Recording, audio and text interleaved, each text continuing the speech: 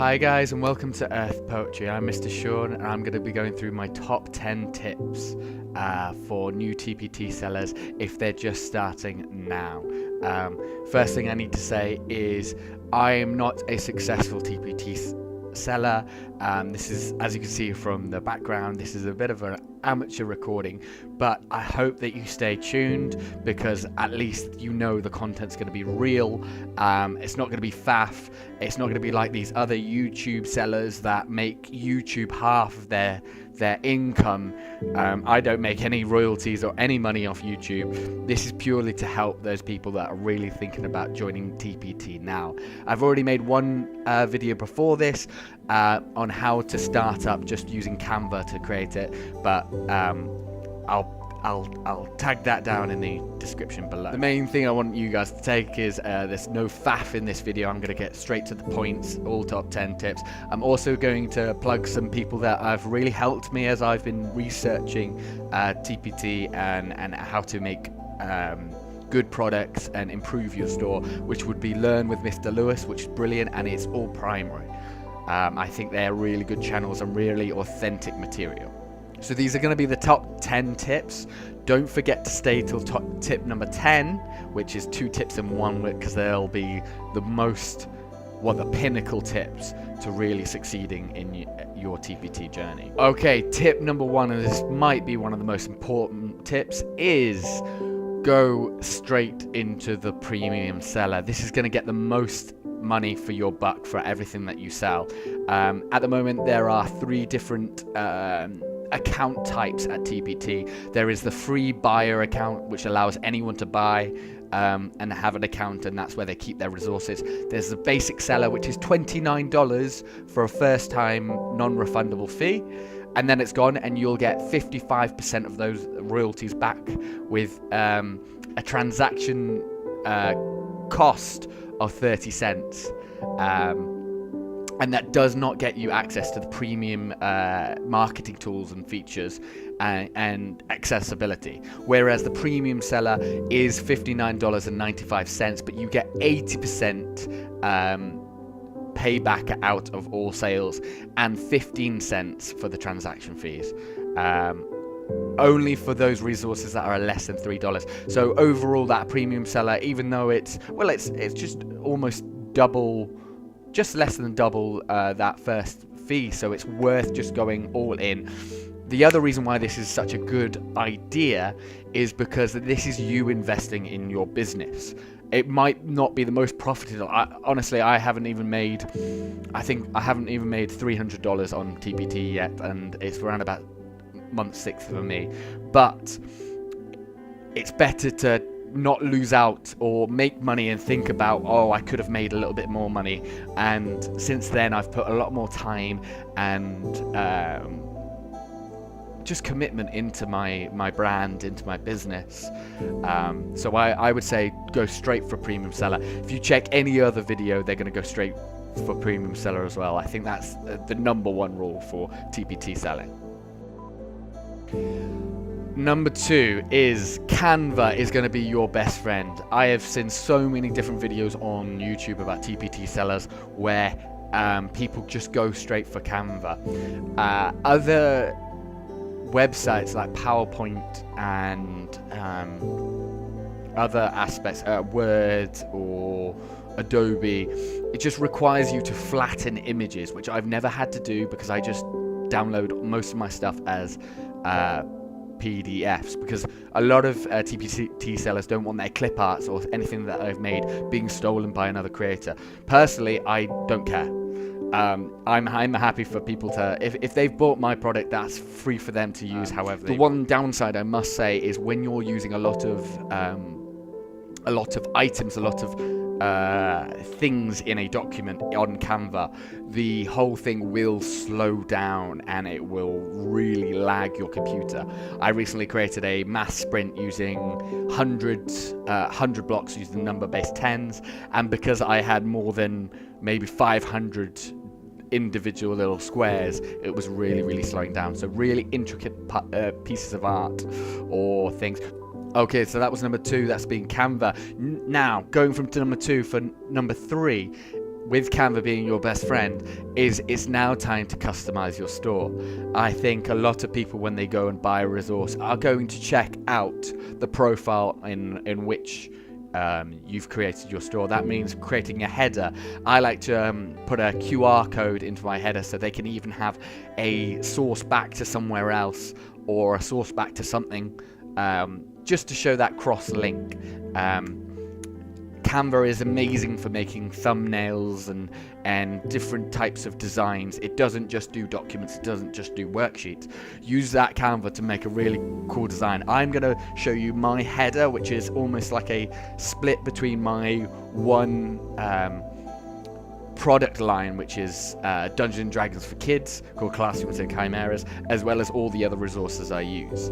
But I'll display that in the video now. Okay, so you've upgraded, you've got Canva, you've customized your channel, and now you're ready to start making products. The first product that you make needs to be a free product, and I actually would suggest making quite a few free products just to get started, because what that gives you is it gives you information. A lot of people will use TPT and they will gravitate straight to free products, and that gives you information on what is selling, what is in the know, in the current, what they like and what they don't like. That's information that you guys can use. Going forward, my tip number 4 is now you need to make a terms and conditions page. There are so many on TPT already. I've already got one created. I don't ever go back to it. I've only tweaked it a couple of times when I did a logo change and when I added a QR code. But a terms and conditions just gives, I put it on the end of every document I make, and it just gives other teachers that purchase your work just clarification on what they can use it for and what they can't. It's more of like a politeness thing, isn't it? It's everything has it, and you just want to make sure that every product has this kind of copyright-ish terms and conditions use. I'll probably put my link to my terms and conditions down below, so you can grab one and you can see what it looks like. You can probably even use it as well. However, it's going to have my logos in it, so whether you want to keep that or not is up to you. Okay, so we're talking about making a few freebies. My tip number 5 is, what kind of freebie should you make? So think about TPT being a very, they call it the largest database for teacher resources from kindergarten to grade 12.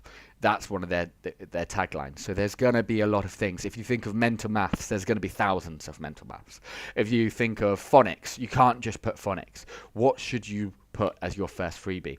Now, this is where I think you need to look and think outside of the box for your freebies. Go for a niche thing. Go for something that you don't think anyone has done before. I've seen Top Trump's Harry Potter before, although that would have infringed on copyright when I was doing some research, so be careful of that. But something that really hasn't done, maybe like a cute version of make your own monster, but in a Pokemon fashion that doesn't copyright. I've done my own make your own Pokemon Go. It's a bit questionable, but I haven't used any images from Pokemon whatsoever to make that resource. I've just used it in the tagline and the name. But that was a niche product, and that ended up selling 1 or 2 copies. It's not the best, but it's not something that someone has done before. I've done some stuff using Inside Out with zones of regulation, which has done really well as well, because I think no one else has done it, and I like to make mine good quality items. So go for niche, go for small things, because they're probably more likely to be found than it being dissolved in the cacophony of all the resources on TPT. Okay, you've upgraded. You're on Canva. You've customized your page using Canva, making all the banners. You've made your terms and conditions. You're ready to go. You've made your first freebie. It's a bit of a niche. Now you need to make sure that every product has a preview.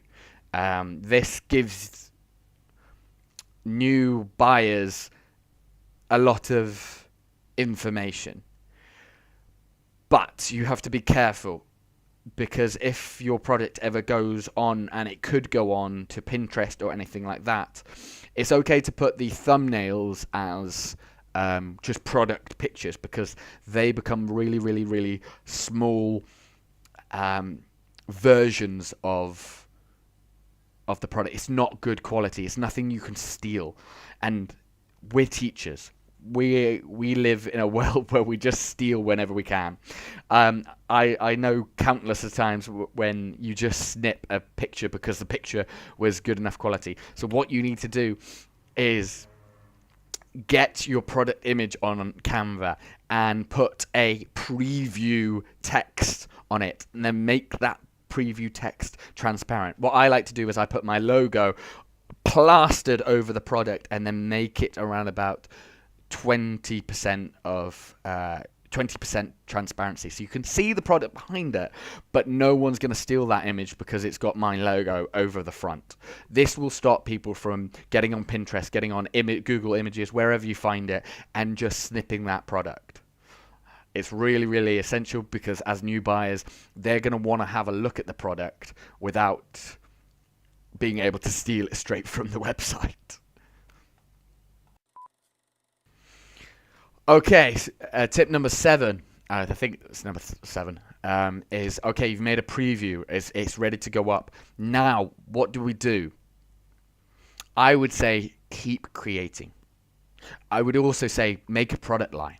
For me, I've just been making mass sprints. I got a really good review, and that has spurred me on to make even more of them. How many different ones? There's geometry sprints. I've made number-based 10 sprints. I've made 0 to 20 sprints. Just a really, really easy resource, but you can cut them out. There's 4 sprints on a page. And now I'm making a product line. So make something that you can replicate again. My sprints aren't too fancy, actually. I definitely could make them a little bit more interesting. I should probably go on to that. But make product lines. Make things that you can do again. I like to do cards. Cards are quite fashionable. They're quite trendy. I think a lot of people like cards or flashcards. I'm making a phonics thing, but once again, phonics is super saturated. I haven't even sold a product on that. But make a product line, something you can replicate. I would say don't expect any sales until maybe product 20, and then go through the free ones and go to your product dashboard or product statistics and see who's downloading, who's viewing, and who's downloading. What products are getting views? What products are getting downloads? That's why you want those free products just to start with. Then that'll give you that information to keep creating those products rather than the other products. Tip number 8, it's just a bit of a cheeky one, is don't expect to sell. A lot of people, and you know what, this is propagated by these horrible YouTube channels that are saying, I made $1,000 on TPT. Well, fantastic for you, but these new buyers, I feel like it's a brag. I'm not, personally, I've been doing this now 6-7 months. I've really been pouring a lot of time and effort. It is another job on top of a job, but don't expect that instant gratification. I think changing your mentality and just seeing what goes on. This is a ongoing project. You're not going to be brilliant at skateboarding when you first start skateboarding. You've got to practice and build up. Same with drumming, same with different things. So really just be humble, probably, for this one. I'm sorry that it's not a deeper tip, but it kind of takes us into our next tip, which is tip number 9. We're almost there. I've got 2 really good tips coming up for tip number 10, so stay tuned with me.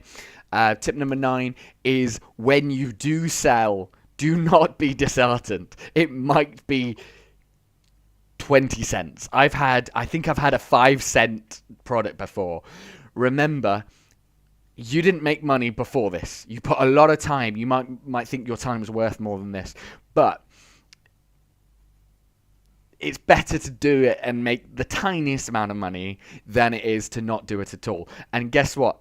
Think about what you're doing for the other person, because now they've got a brilliant resource that they can bring to their students. Think about how happy those students are going to be with a really good resource that they've got from you. So really just focus on those positives and keep going. To get to the $2,000, $3,000 that I see on the Facebook pages, the TPT Facebook pages, it requires a long time, and it just focus on the little wins. I had a really successful month the other, maybe 1 month ago, around about June, July, during the Olympics, and it was really morale boosting that I was even getting a couple of sales, and it would just get me.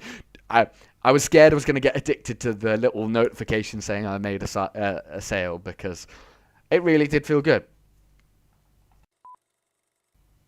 Okay, so tip number 10, and it's 2 tips in one because I want to treat you. Now, you've upgraded to premium. You've customized your website. You've used Canva. You've made your terms and conditions. You've made your preview. You've made your first 20 or so, some free, some paid, just to see the statistics. And you've worked on your mentality, so you're not going to give up. You know you want to do this while you're teaching. You may as well pour your time into this. Okay, now it's going to get so much easier, because my number 10, which is split into 2, is to use these 2 brilliant resources, which is AI and Seller. What's it called? Seller Spy. That's it. Seller Spy. That wasn't really the reveal I wanted to give, but AI is going to be your best friend. As soon as you now have your products, you can now program AI to make all the descriptions. When you're using Canva, your previews and everything will be so much quicker. Thumbnails as well. You definitely need to do thumbnails. I should have included that back up. But thumbnails also will grab attention and bring them back. I made some terrible thumbnails. I'm going to put them on the screen now.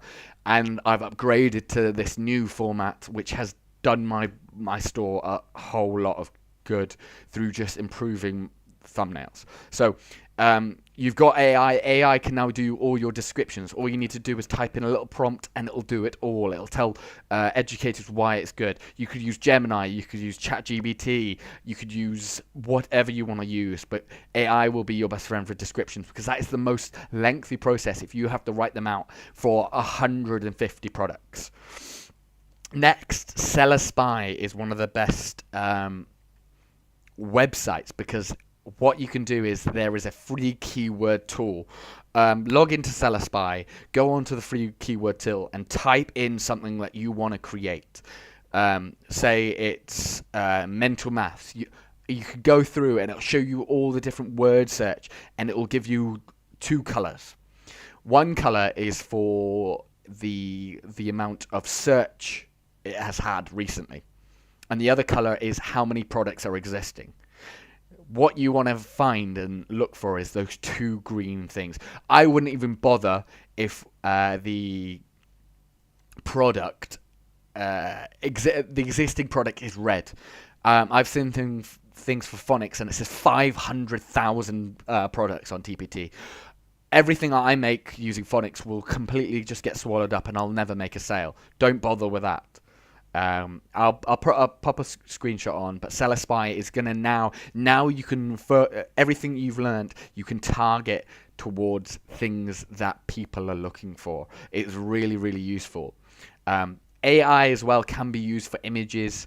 I've looked into the copyright law.